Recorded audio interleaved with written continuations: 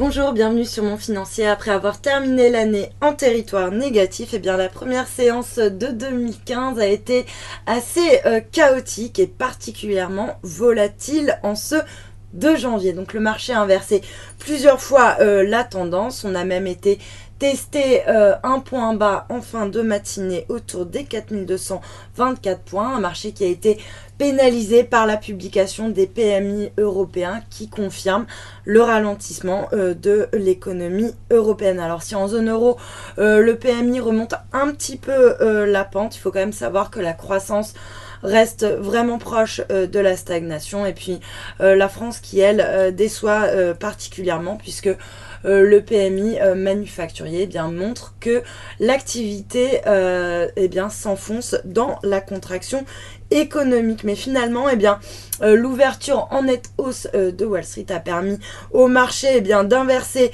la vapeur et de s'inscrire en territoire positif. Et puis finalement, la hausse c'est quand même un petit peu redégonflé. Du coup, on a un CAC qui reste stable actuellement, donc en hausse symbolique de 0,03% autour des 4271 points. Du côté des valeurs, sur le SBF 120, c'est Inat Pharma qui se distingue en nette hausse avec un gain de plus de 12%. À l'inverse, le secteur pétrolier, lui, reste mal orienté, toujours pénalisé par la poursuite du repli des cours du Brent.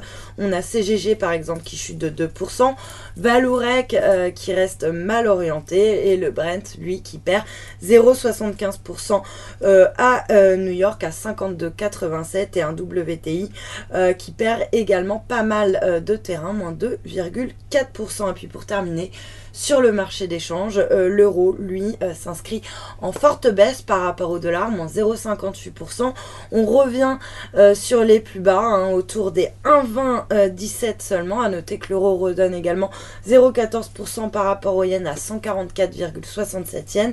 Mais en fait, c'est le billet vert qui commence l'année comme il l'a terminé, c'est-à-dire sur les chapeaux de roue, un billet vert donc qui s'envole face à l'ensemble des devises et qui grimpe par exemple de 0,4% par rapport au yen autour des 120,40 yens. Et puis pour terminer, l'once d'or qui elle en revanche reste mal orientée, moins 1%, on revient sur les plus bas autour des 1170 $ l'once. Voilà pour le point marché, restez avec nous, très bonne journée.